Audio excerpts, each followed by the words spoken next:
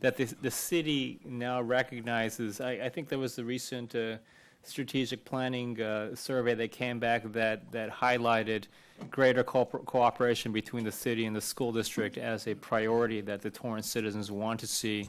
And I think the city elected officials and the city manager and staff heard that loud and clear, and so I sensed that they are also interested, more interested than they perhaps may have been before, to strengthen that communication and cooperation between the city and the school district.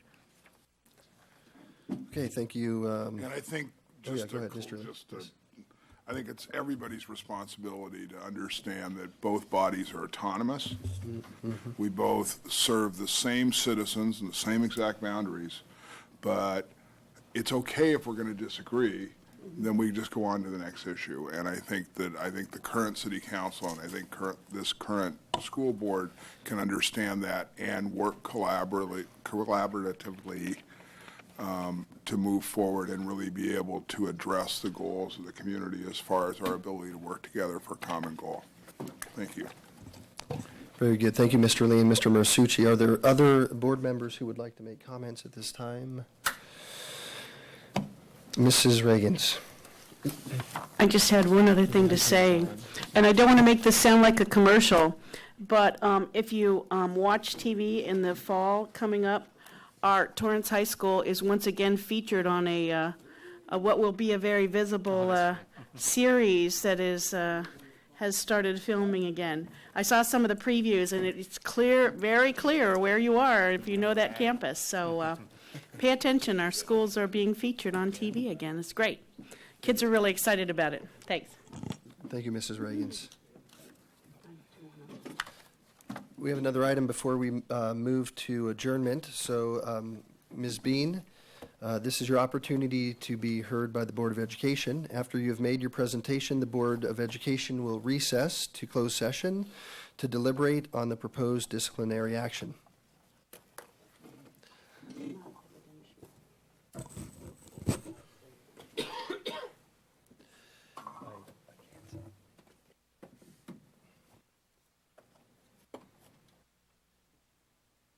Good evening.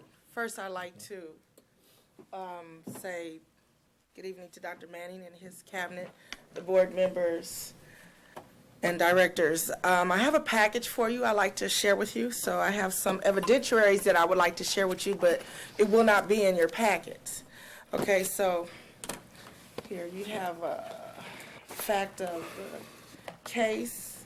You have my reading with exhibits. Mr. Stevens? Al. Okay, Al. Thank you. Mr. Ernest? Problem here? Yeah, it's another next one. Thank you. And I have one more. Excuse me. Thank you. Mrs. Red, no, I have nothing. Oh, you got another one? Okay.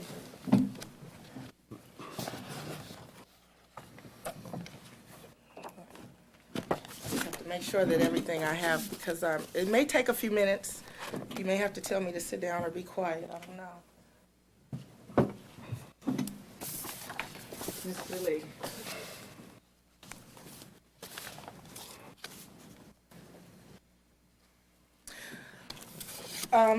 We're here today. I'd like to also introduce Mr. Esters. I'm a member of the National Association for Equal Justice in America. I'm a civil rights member organization. Here we are. Cards from.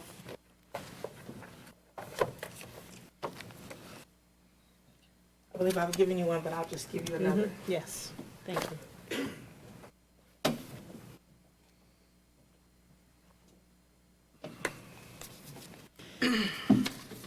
I'm a little nervous, and I need to address this because it hits me with grave concern. I'm not here to play in any of these statements. I'm here to present to you evidence. Is the reason why I feel you should not suspend me for 30 days. I've worked in the transportation department now for about 16 years. I've been driving school buses about 25 years. I take this job very seriously. You know why? Because I transport human life. Not all the time does those laws that we basically have to observe, and I speak from an 82.7. This 82.7 is a state-mandated book that governs not only me and the job that I do, but it governs our transportation department. Those people involving this is the California Highway Patrol, the State Department of Education, and in transporting, I'm sure all of you have children or some. I have nieces and nephews. They ride on LA Unified School District buses, Santa Monica School District buses, and I haven't just been driving school buses for a little while. I've driven for both public transit, school district transit, and as well as GPP vehicles. I currently hold a part-time job with Peace for Kids. I deal with children in every aspect of what I do. First, I want to address the one that happened far back in 2006 when I was taken off on paid administrative leave. I was taken off on paid administrative leave based on the allegations that you will find in packets that content here. If we can just go along, I get a little nervous, my voice gets a little loud. If it gets too loud, slow me down. If I go too fast, slow me down. But I want everyone in this room to recognize what I'm saying here today is the fact this is not true. This is hearsay. These are allegations that were investigated by the Torrance PD, and they were thrown out by the district attorney of Torrance. Okay, this is, I don't know if you would like for me to use the names of these parents, or would you like for me to keep these things confidential? Yeah, I think it's best if you keep it confidential, actually. Okay, now you read the names on the packet, so we're going to move from the front portion of this packet. And then what I'm going to do is start with this particular portion of this package. This is just the allegations of the first part of where they say I was accused of child abuse. This parent basically says it is of extreme concern to her. She wants the person that she reports this matter to know she's very serious. My response to this is she calls on not Mr. Russell, but Charlie on 3 or 4 occasions. In calling on him, she wants him to know that this child is special ed. He's 15 years of age. He sits in a wheelchair. He's transported in a Torrance Unified School District bus. She also wants him to know that she feels that I was abusive in my behavior. I'm a 47-year-old woman. I'm an adult, and there's no way in this world I would ever injure or hurt a child. I made this clear at the time these allegations came across my supervisor's desk. Okay. I did not start transporting this child until about the 3rd week of school. I'd like to take you to the first portion of the reason why this came about. The parent basically asked me if I could pull up into this driveway. This is Exhibit A. I'm sorry, is this the packet you're working from right now? Exhibit A. I should be The asking. contents, it was like the 3rd one in the Was it the 3rd one? Yeah, Yeah, well, I may have made some where it says mistakes. contents of package at the top, is that, Correct. yes, okay. I just So, want to make sure it's in the right place on the right page. right. So this is the driveway you're talking about? Yes, ma'am. Okay, thank you.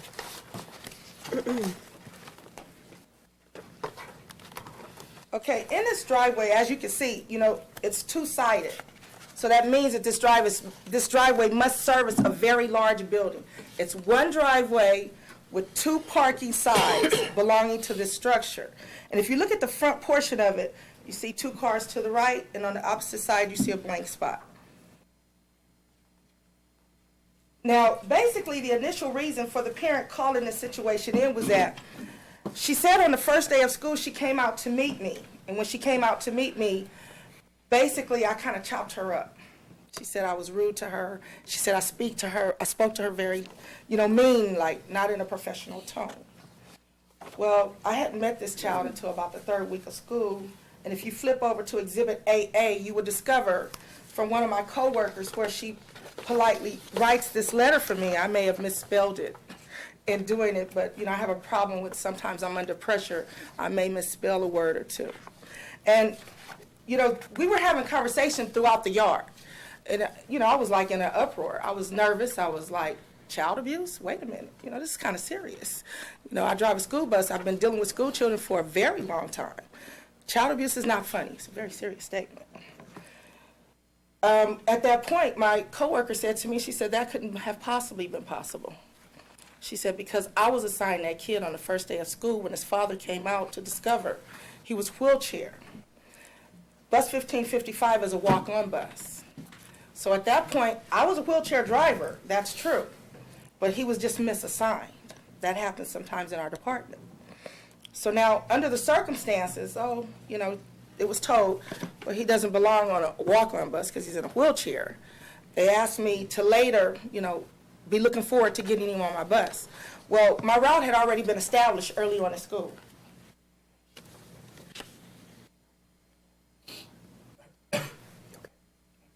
So therefore, they had to make a new schedule. In other words, he was an addition to the route. My route apparently started at about 6:30. So in order for him to be picked up at an adequate time, because 6 o'clock is too early to start picking up school children, because it's, sometimes people are not up at that time. Well, that meant that he either had to be placed between the hours of 6 o'clock and 6:30, because from 6:30 on, my pickups range anywhere from 5 minutes to 10 minutes apart. So he was assigned to my bus. After being assigned to my bus, allegedly, she had to call one more time about my rudeness. After speaking to my supervisors, I believe she said she was running late one morning. When I got there, she says, we can't get him out at this time. So I call it into the transportation department. When I called this into the transportation department, don't worry about it. So then he was assigned to one individual bus by himself to be picked up. I never picked this student up on my bus at any time during that school year. He had a bus taking him into school, and I was a driver picking him up, bringing him out from school. On many occasions when I arrived at her location, she was not there. So that meant I either had to sit there and wait 5 or 10 minutes. The reason for sitting and waiting was because I had 2 other wheelchairs on my bus, which meant if I proceeded en route, he would have to come off the bus first. He would have to be sit on a sidewalk somewhere by himself. I would have to then operate that ramp again.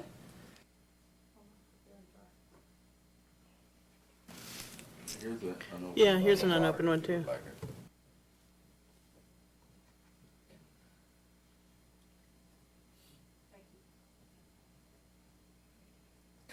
I would then have to reopen that door or reoperate that ramp to go up one more time to pick another kid off the bus. Now, this is after his mother was not late. Go to the other location. I will be at that location with him off the bus to get back up on the bus to take the other kid off. So that means I have a wheelchair student sitting on the sidewalk and this other kid needing to come off to go to his parents' address. And then bringing that student back onto the bus, tying him back down to proceed en route once again, not to include I had a third wheelchair to be dropped off. And he was still not off the bus at that time, so that meant that I had to take him off the bus one more time to take the third wheelchair off, to put him back on the bus, and do this 3 other times. Not to include I had 8 other walk-on students that needed to be delivered home as well. Now, on assistance, when I asked her for it, it was basically in situations where, you can refer back to these pictures in the front, your A picture. She lived in an apartment unit. One of the things that really makes it difficult for school bus drivers and dropping off students who live in apartment buildings, you got to realize you're usually going to have more than one person living in that building who has more than one car, several other people in the building, and just looking at this driveway and just looking at this structure, you got to know it's probably about 100 different cars at that location. So there were cars on the street, there was cars in the parking lot, there were people traveling up and down Spencer. So basically, I had to make what you call an intelligent decision using safety. I could not just park anywhere. I had to find a spot available for that bus to open that ramp, release it down into a safe area, because just remember, as a school bus driver, I not only am responsible for operating that ramp, I'm responsible for those children's lives. Okay, after leaving in this particular situation, since there were several situations involving a complaint against myself, and it all had to do with the fact that I refused to drop that kid off, blocking that driveway that you initially seen. In Exhibit B, if you flip over to the next page, what I'm trying to show to you is, one side is a parking structure, the other side is the adjoining building. You see that there's a gated parking structure there? There was no way I could park there ever. There's a telephone pole there, there are bushes out there in the front. Whew. Excuse me.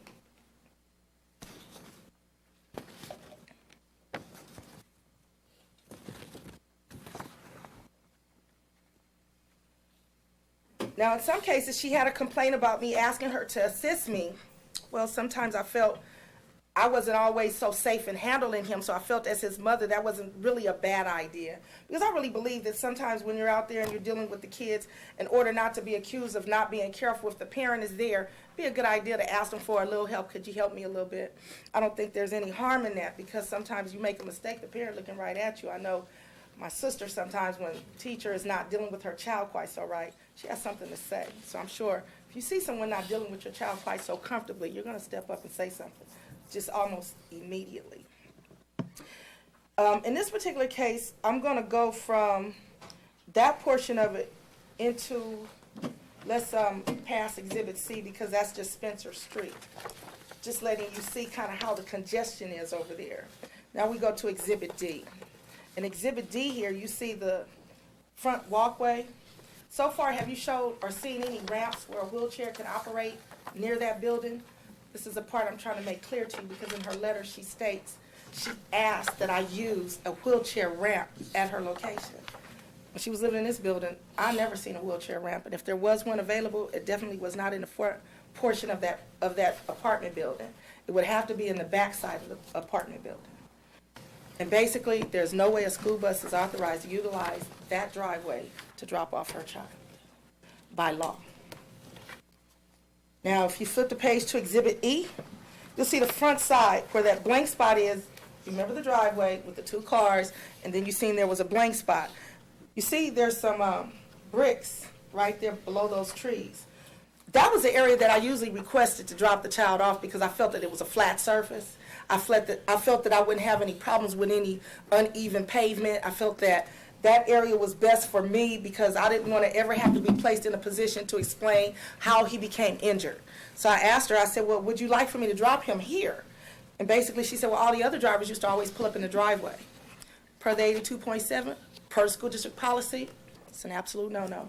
Get caught in that situation, 82.7, highway patrol, you could possibly risk losing your school bus certificate, and you can be cited. Now, if we can flip to Exhibit F, to the next page, you see Exhibit F there? Those are roots coming from the tree. I mean, to insult my intelligence and say, well, I pulled up at this area and dropped the kid off there. Just to let you know about that ramp on the wheelchair bus, when you're operating that wheelchair bus and you put that strap across the front of that child, if that strap is not there, that ramp will not operate. If that ramp goes down and that front end of that ramp is up because of this upgraded ground, that lip will not fold down. So there's no possible way, based on the design and structure of that wheelchair ramp, that I could have possibly dropped this kid off at that location. And then I would have possibly injured myself trying to get him off that ramp at that point, and possibly he would have gotten injured because he sat in a wheelchair that wasn't regularly designed. You have sports wheelchairs, they're a lot lighter than your standard wheelchair, and then you have some wheelchairs that are designed for children who have posture problems, who can't sit up straight. They wear harnesses to strap them into the seat. And he had a high back wheelchair. So if I had operated that in any way because of his weight, he's a high school kid, special ed in a wheelchair, I'm not really all that strong, possibly look like it. But if he had tilted, that means that we both would have toddled over that wheelchair ramp and possibly became injured.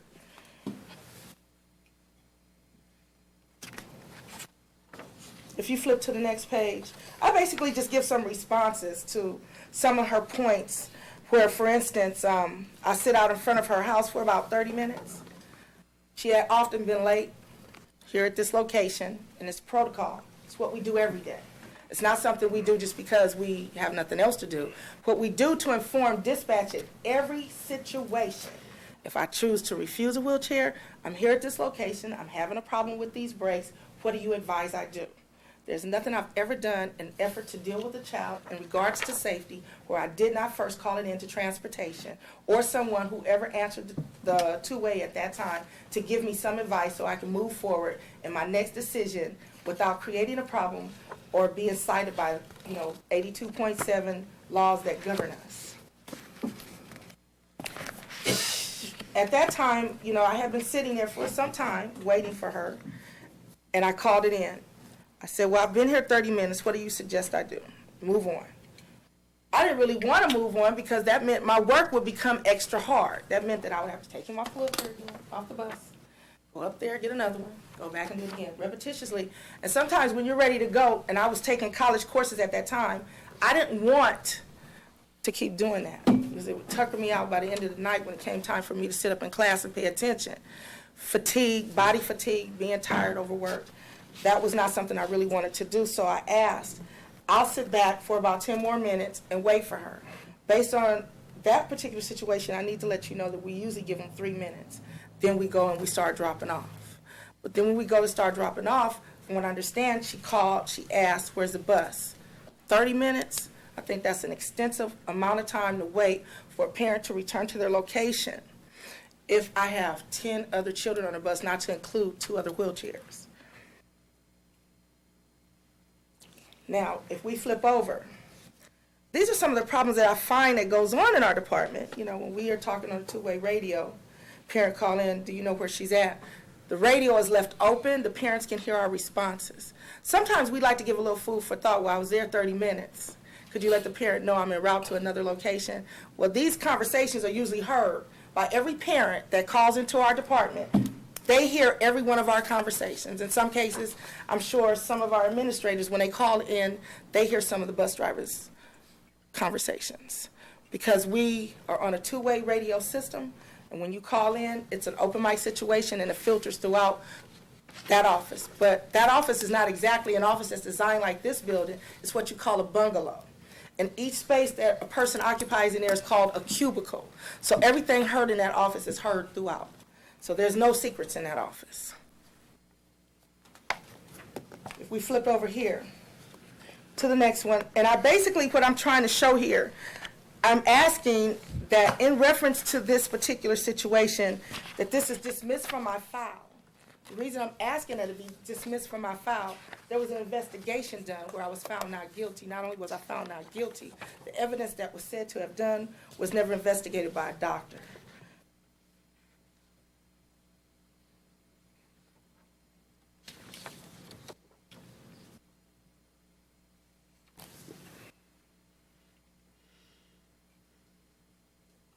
Okay, now, in the event that she said that I injured or hurt or this particular child's head slammed against the window, this is the situation that occurred that day. Again, reached a location, mom was not home. I decided I didn't want to work so hard. So what I wanted to do was wait. While I was waiting, what happened in that particular case, she comes up, I'm happy to see her. I let the ramp down because that's a procedure. We open both the driver's side door and then we go outside and we open up the ramp side door. Both doors are open. Now, in the process of untying this particular child, I noticed that there's a problem with the front left tire. So I'm back and forth with the child. Just imagine a shopping cart wheel. If you've ever had a shopping cart, you go into the market and you're pushing it. You got that one wheel on the right or the left side that just won't let you go forward. It shimmers it makes it shake a little bit. This is what was going on with his wheelchair. Mother was standing out on a sidewalk. I was parked near the curb. And at that point, what happened was in this pushing back and forth motion, I lost my footage. I fell back into the window. The wheelchair slammed into my stomach. She heard all the noise. The noise was there for her to hear. I thought she probably would have run in and asked me if I was okay, because I kind of screamed a little bit like, ah, because of the wheelchair and the weight of it slamming me into my stomach. When we got outside, basically, I just shared with her that I thought there was a problem with the front left tire, and the mother became irate. There were a bunch of four-letter words being shouted and yelled amongst. Everybody could hear it. I asked one person going by, and he just kind of said, I don't want to get in that. I kind of understood that, because here you see a school child, a parent, and a bus driver. You know, you don't really know what's going on. Let's don't get into this because it can get messy. So I just basically left that there, but in the process of it, I was trying to share with her the problem with the front left tire so she could probably check it out for that night, fix it by the morning time, and then that way we wouldn't have that problem the following day. When I reached the yard location, what I discovered there was this. I was told that they had a complaint. The complaint was about my alleged child abuse report. Well, I kind of was surprised. I said, well, why would there be a child abuse report? Because there was nothing done. Well, we're going to take you off the route. We're putting you on paid administrative leave. I said, for what reasons? It says, well, we got a complaint from a parent. Well, you know, in our yard, it's not very large. We have people who have ears all around the place. And the statement was, did you beat a kid? I just broke down. Because, see, the one thing you can do when you deal with school children, if you really want effect, say someone did something harmful to a child, and you throw up red flags all over the place. Everybody comes running. It's like you said, fire. What? Beat a kid? I said, no, that's not possible. I can't believe that. I became disoriented. I started crying. I got emotional.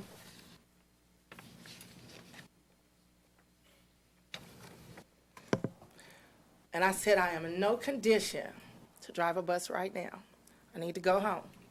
I need to deal with this. And I said, because I can't believe child abuse is a charge that is being accused of me. I'm driving a bus for a very long time. I do understand that the school district has to do what they have to do to protect your interests. But I also know there are about 3 other people in my department who have been accused of not only child abuse, but sexual misconduct with a child. And this did not occur. I'm very unhappy about how it was dealt with. After that particular incident, we had a meeting. In the meeting, I was taken off for insubordination because I began to cry, because I said I needed to go home because I was in no condition to drive a bus. We get across the street after I find out all the charges. Dr. Liberati, Phil Felding, Donna Matoya were in the meeting, basically to address the fact that I was insubordinate, not any child abuse charges. When I tried to tell the story, no, that's not why you're in here. You're in here for this reason. That was insubordination. It didn't happen. How can a person who's just been accused of child abuse start to cry and lose control because they're being accused of such a heinous effect against a child, be insubordinate? I just broke down. And at that point, we had to go off and wait for all the efforts involving that. In the process of that, I go for fitness for duty. 7 years ago, at Arnold Launch, I was accused of jumping on a teacher. Went to a scully, and it was proven no evidence to be found. This is the evidence that I have. It was dismissed.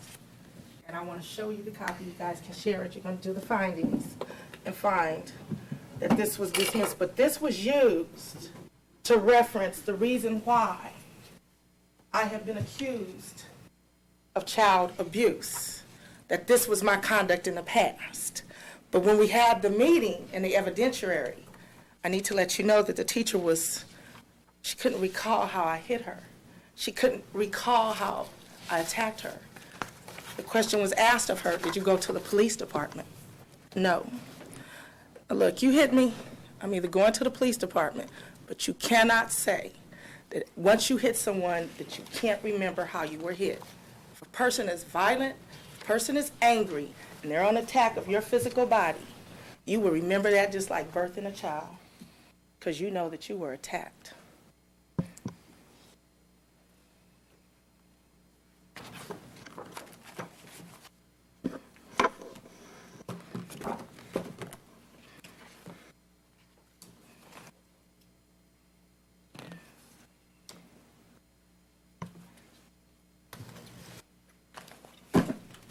Now, directly after that, I had to go to Fitness for Duty. Fitness for Duty is to make sure that I'm not crazy or that this is a condition of mine that I go around beating up school teachers and school children. In the Fitness for Duty, I sit down with a psychiatrist. I'm not really sure it could have been a psychologist. I had never seen one for my own personal reasons, but if it was something I needed to do to prove that I was not guilty or possibly would go postal, as they would say. But the point is this. I sit in, I talk with this psychologist, and in this, we discuss many things. We discuss, one, my job description. He was not fully acquainted with. I gave him the details that in order to be a school bus driver, you must first undergo a background check through the FBI. That means they go deep into your past to find out if you're a drug abuser, child abuser, offender of some sort, a heinous murderer, criminal of some sort. So they must know that in order for you to transport the school children today over the highways in the state of California, you must have a slate clean background, almost crystal clear. And there's no way in this world I would have been driving a bus for 25 years if I had a habit and condition of beating up on school children or school adults. No way.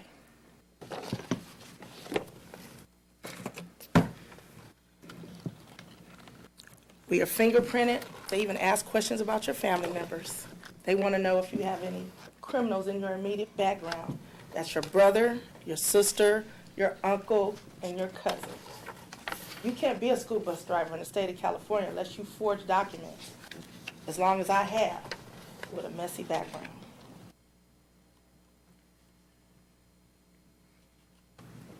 Okay. In this Fitness for Duty meeting, that was so that they would allow me to come back to work. Basically, and I'm having a hard time here, so just bear with me. Psychologists didn't have a whole lot of information, but in the conversation as we go, information that's being said, I discover, because at that time we had just lost one great supervisor. His name was Mike Ford. Mike Ford was one of those supervisors that he could just weigh a good complaint from a bad complaint. He almost had our department where we weren't at odds with each other. At this point today, you know, it's almost back to its way it was before. There was an R&D investigation. And in this R&D investigation, we had a supervisor removed. And in his removal was for misconduct. Mike Ford came throughout that R&D investigation, and our department was almost perfect. And people had started saying, you know, we don't even hear from transportation anymore. Well, in his Fitness for Duty, I discovered one of my coworkers that I had priorly filed a complaint against basically said I beat all the kids on the bus. And her statement was to our new supervisor. Charlie Russell is our transportation manager. But whenever we're lacking a supervisor, he is what you call our acting supervisor. Well, the new supervisor, I hadn't even met him yet. I didn't even know his name, but in the Fitness for Duty, I found out who he was. This particular coworker of mine had went to him where she signed a statement where I had beat every kid on the bus. And he approved it. I had never met him. I didn't understand that. Now, here we are now today. And I'm here fighting for my job on the basis of complaints from parents where I raised safety issues. And I'm going to open up that packet now.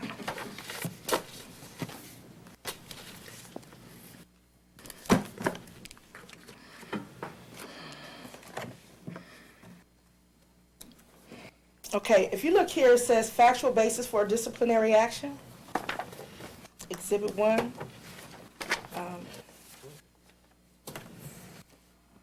Or A1. Okay, I like to first face, let's go back over the fact that in child abuse cases, most times when they call the police department, that's to protect the district and the person that's involved in that case. Well, I never got arrested. I just got questioned. And the details of the investigation came up nothing.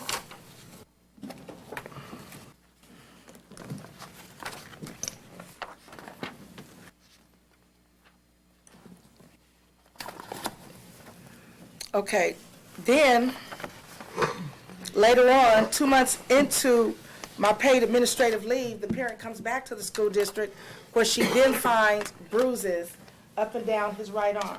I'm off October and November. It took her 2 months to find bruises? I mean, somebody hit your child. They don't come up like 2 months later. They're there right then, or a day or two later. That was accepted, and now I'm fighting against those charges.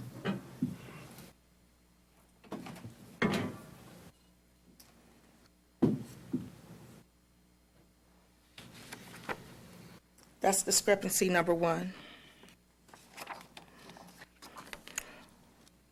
If you flip the page and you see evidence of me being taken off October the 5th, this is Exhibit C, from October the 5th until February 15th of 2007, on an investigation where nothing was founded all that time.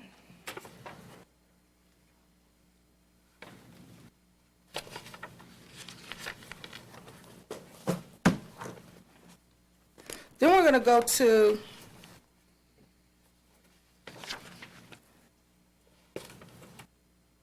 Exhibit D. And you will find on Exhibit D that letter from Ms. Dunn stating that the children were in fear of me. But this too was brought to the attention of the detectives and the district attorney, and it was kicked out as well. When it was kicked out on the basis that the detectives asked her for the names of those students that alleged that I had beat each and every one of them. These are special ed children in the special ed department at South High School. This parent happens to be a job coach at Kmart, so she comes in contact with these children readily, often. They go to Kmart and they learn working skills. This child that I allegedly beat.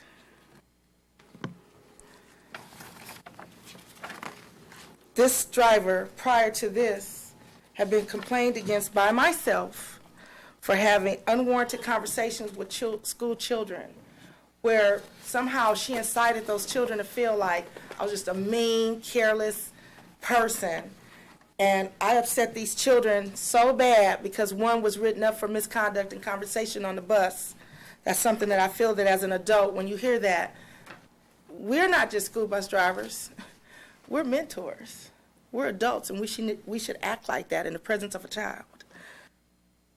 Couple of years back, she covered the run while I was off on an absence. I filed a complaint because the children became so incited as I was driving them home. They shared with me that conversation.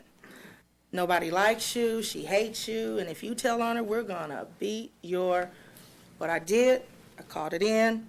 I said, somebody come and take over the bus. I will not tolerate school children threatening to do me physical bodily harm through conversations held by an adult with a child.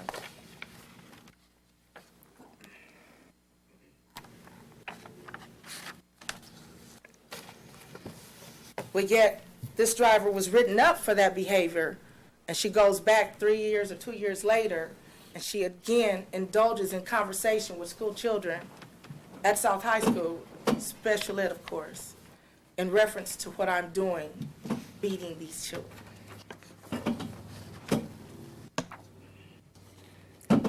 Now, we're going to go to Exhibit E. Exhibit E basically says about an in-service meeting. In this in-service meeting,